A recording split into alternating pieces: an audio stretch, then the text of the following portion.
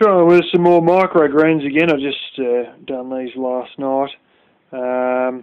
Yeah, still got to fill the water up and whatnot into the bottom. Basil seeds this time. It's about the right temperature. Strangely enough, for the last little while we have had a shockingly cool summer. 20 to 23 degrees, which is, you know, like about 68 to 73 Fahrenheit. That's sort of what it's been sitting at. So I'm going to try and let those grow there. Yeah, so here we go this time. Yeah, pretty groovy little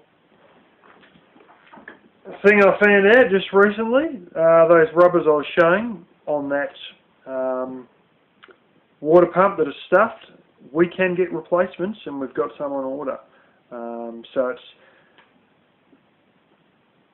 we only need the one on the sump, but we're going to replace them all anyway. What you get is you get a diaphragm that is a little flapper that acts as the pump on the end of the what's his name?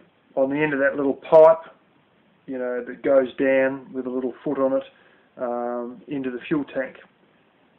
That goes into something which has got 4 screws, and there's a diaphragm in there that acts as the pump. So it's to replace that, and the rubber on the sump, which is the broken one, and also the rubber that's on the carburetor. And of course, because the sump sort of, you know, piston going up and down, it sort of sucks in and out and wavers that little diaphragm, which acts as a pump. So yeah, that's sort of great that we can get that going. All we've got to do then is, fortunately, thank God, in their cheap Briggs & Stratton manufacturing, they actually gave us a bit of a chance with this one anyway. The fuel tank, as I was saying, there's a bolt that goes in beside the bung that holds a little bit of framing that holds the fuel tank and the carburetor.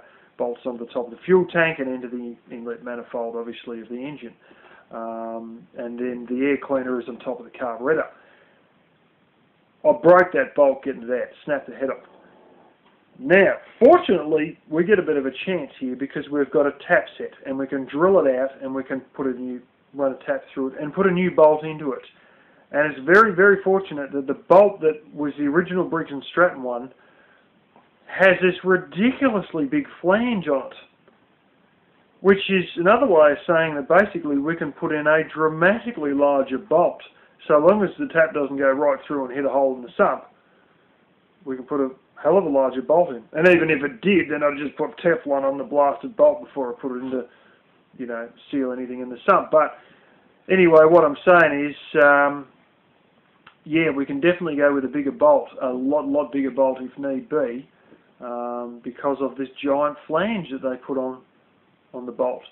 And yeah, we may end up sticking a washer to about the size of the flange or whatever. Anyway, I'm just bloody pleased that we're to get a Chinese-made copycat Honda pump of this same sort of level. You're talking $850 nowadays. I've seen one that was $880. Nowadays, you're looking about $900. And we've got away with that for $40 and a volt. And yeah, there we go. So I'm pleased as piss about that. I know the brother-in-law's red one that I showed you, that's got a fuel lid is in a shit of a place and all that with it. That's got a 2-inch outlet. I think this has got a similar outlet because 3/4 of an inch, they either put 19mm or 20mm when they're doing it in mils. Even though 20mm is actually 4/5 of an inch, somehow when they deal with 3/4 of an inch, it'll either be written as 19 or 20mm. And 1 inch, of course, is 25mm. 2 inch is 50mm. It's got a 40mm tap on the damn thing. So as the brother-in-law's one is like a 2-inch outlet, I think this is a 2-inch outlet, and they've cut it back to about 1 3/4 inch tap. Giant big bloody metal ball valve on it, made in Italy. And yeah, still some of the poly fittings and all that. I've got to work out what's what and who's who in the zoo, but I'm sure my father knows exactly what caps for what. One of them's to prime it and all that sort of business. I'll put cam locks on there, and then I'll have a line running all across the 3 dams with probably more taps and cam locks, so I can move the pump and just hook them straight into cam locks. If you haven't dealt with cam locks before, they are bloody brilliant. I first dealt with them at Boomeroo, and you couldn't want anything better for fast connections of pipes. Just bang, boom. It's a cast fitting, you've got an O-ring in there, and bang. And the guy with the water truck who I used to have come here, he'd have them, and these bloody things like a 4-inch fitting, you know, on the thing, bang, plump, straight in, starts his pump and just fills all into my tank. And yeah, so that's the way I'm hoping to do it all. I hope I can get a job, because I'm going to have to pay about $1,500 for these blooming IBCs that I want. If I get 25 IBCs, it's going to cost me about that. Still half the price of what it would be to buy a proper water tank, and then you get the effect of being able to, you know, shield a lot of your crop with that. I want to try and finish bits of this house and get a job and be able to pay for all this crap with money out of a job, as opposed to dipping into any silver. We'll see, you know. I'll keep my ear to the ground, and I think, you know, hopefully things will be stable enough to be able to get a lousy $1,500 out of a job. So yeah, to pay for IBCs, and it's about, you know, it's a few dollars a metre, and I'll need probably 250 metres of 1.5-inch hose, which I think, I forget how much it runs out. It's either $3 or $4 a metre or something like that. Yeah, anyway, I'm happy that things are progressing. I've given my father my chainsaw chains to sharpen, and with a bit of luck next week sometime I'll be slicing that wood up that I was saying. $13 it used to cost. I don't know what it costs now to go and get this hardwood that ultimately is probably going to end up being given to somebody else. Yeah, I'm going to try and I've given him the other chain, which he reckons he's sharpened anyway. Stop annoying me, kitty. For that other little fart power thing, that crappy little bloomin' Palan green and purple thing, little 14-inch bar on it, I'm going to try and get that going, as well as the steel, and go out there and try and cut as much as I can and ram it in the trailer, all without having to do a run back, you know, have the 2 chainsaws in the back and plenty of bar oil and extra jerry can, and go and fill that trailer right up and bring it back here. Probably as full length in the trailer, which probably won't take that long to do.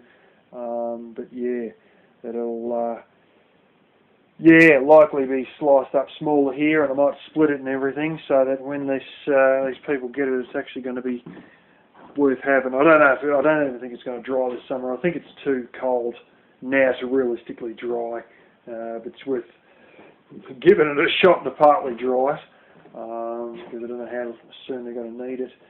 But anyway, that's been the excitement for today.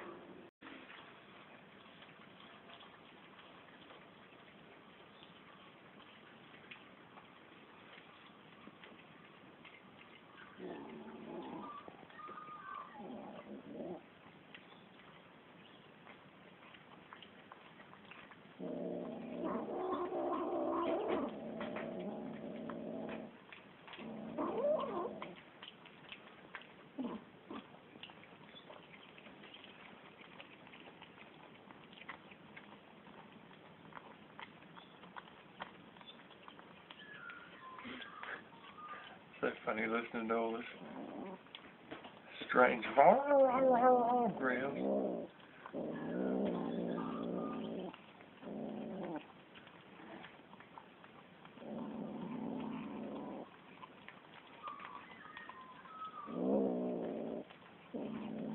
The other kittens to get away from it, but just because all the meat's close together, or the offal's close together, then it's quite confusing.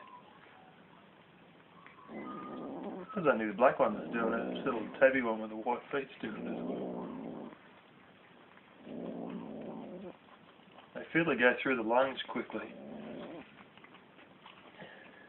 Actually, they go through a lot of food quickly these days. I'm not joking.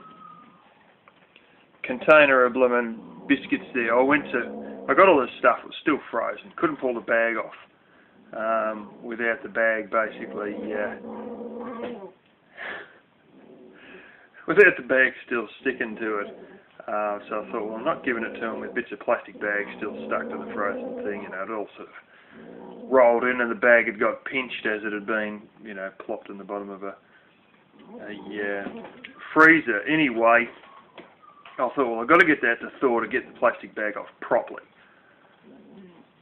Bag of cat biscuits, the box of cat biscuits is sitting there, and I go in, and Black Kitty's got into the bathroom where I had the bag sitting on the shower base, so, you know, letting his blood drain out. Gone in between the chimney and the rest of the house, and is sniffing in the bags. Well, there's a whole thing of bloomin' cat biscuits there. Seems as though lungs and kidney and spleen is far, far better than cat biscuits. But then again, when you really think about it, you know, what do you expect? It hasn't taken so long where this has been they've actually preferred cat biscuits over this initially, probably only because they're used to cat biscuits. And then when this has come, now it's the other way around. They prefer real meat over cat biscuits, and, you know, what do you expect? Like, you know, the stuff's got a majority of blasted, basically wholemeal flour as the majority of the other stuff, with a bit of minced up bloomin', you know, fish guts jerky, as opposed to, you know, recently defrosted offal. Seems the offal's a little bit better.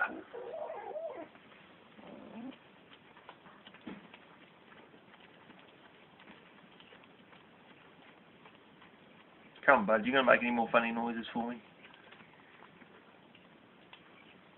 No, well, we better leave it at that. Oh, there we go.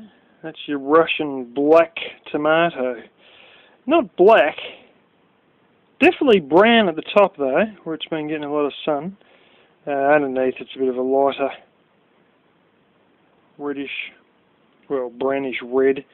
The top, yeah, is definitely, a bit of darkness to it. I thought I'd just touch it and see how it was firmness-wise, and it's sort of soft enough, so I thought, well, I better go and pick it now. You know, I don't want to sit there just go rotten and lose it. Let's see how this one's like. Yeah, what the hell.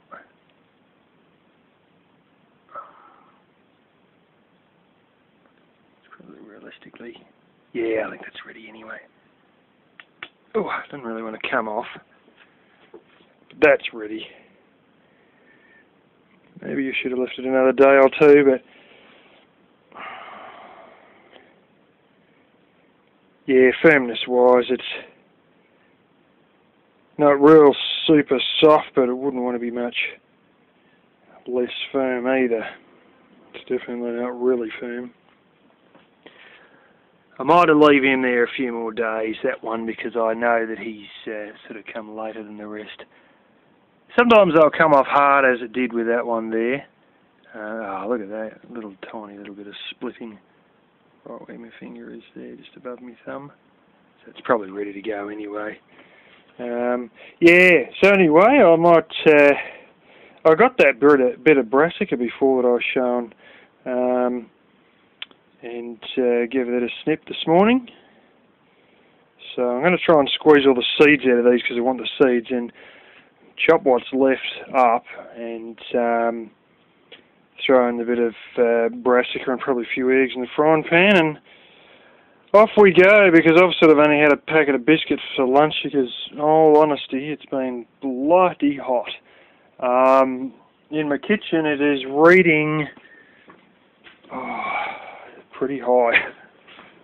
I think it's about 35.5, which I think you're around about the like 94 94 to 96 Fahrenheit mark.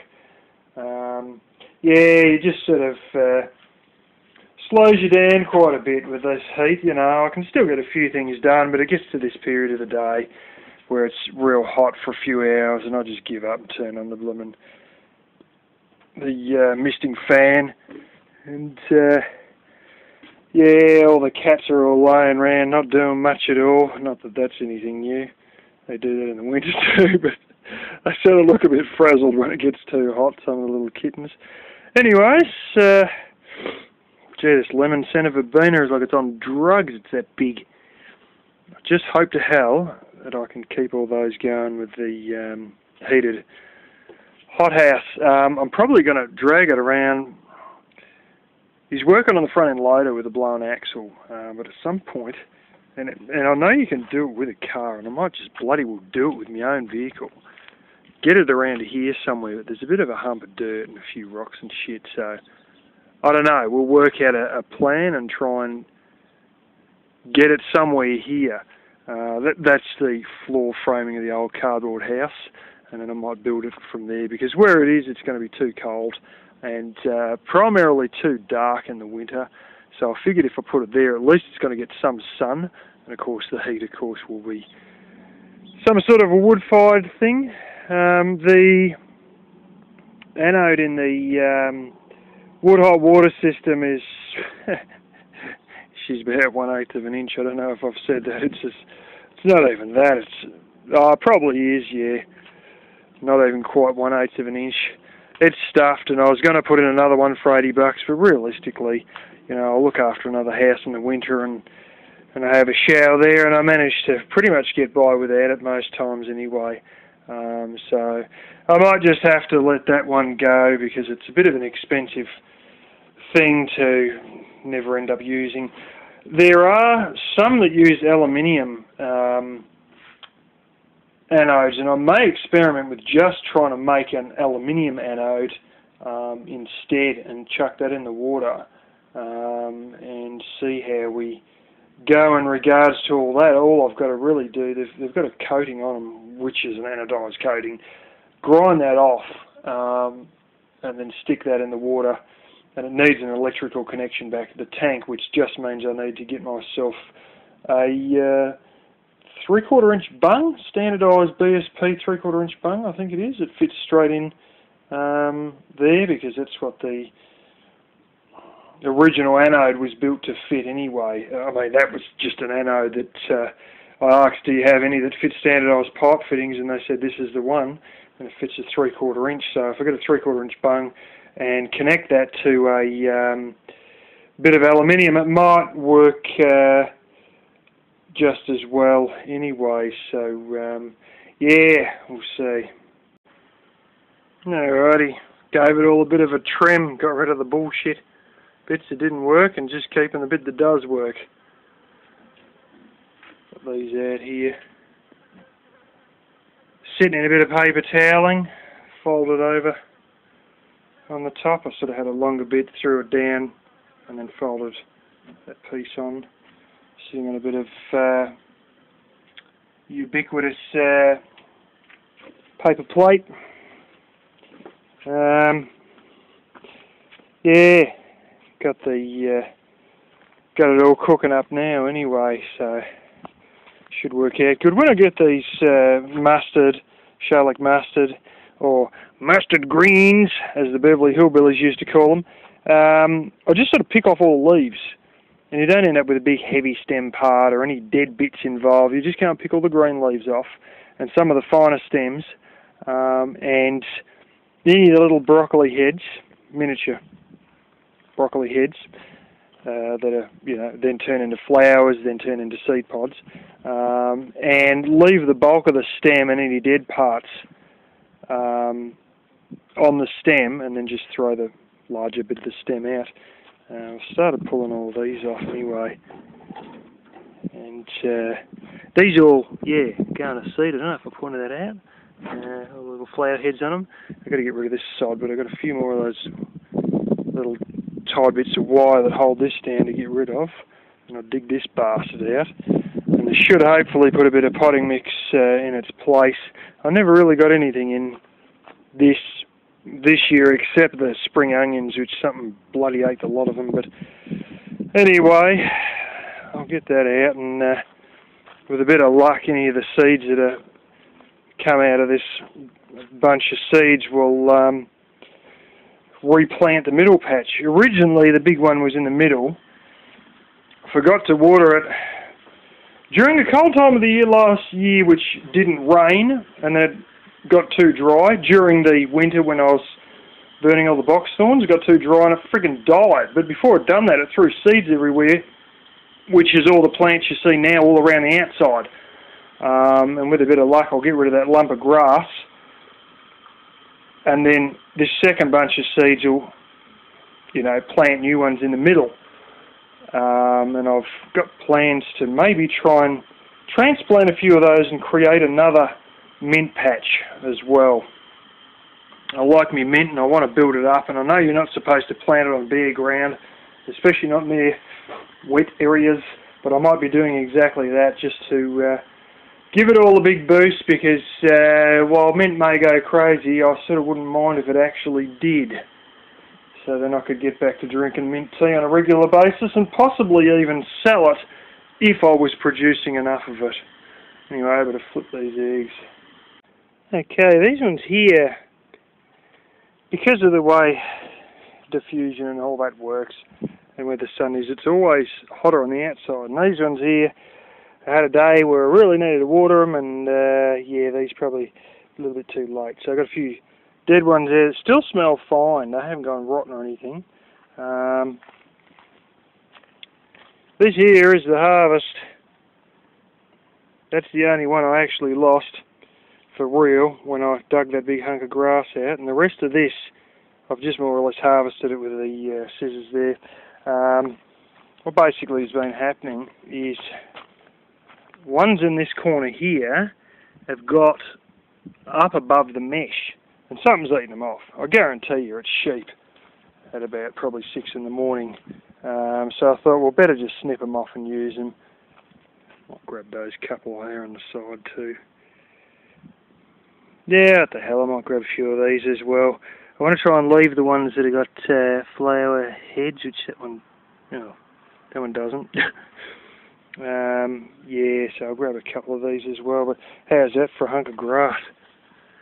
Freaking ridiculous. Look at the amount of roots on the damn thing.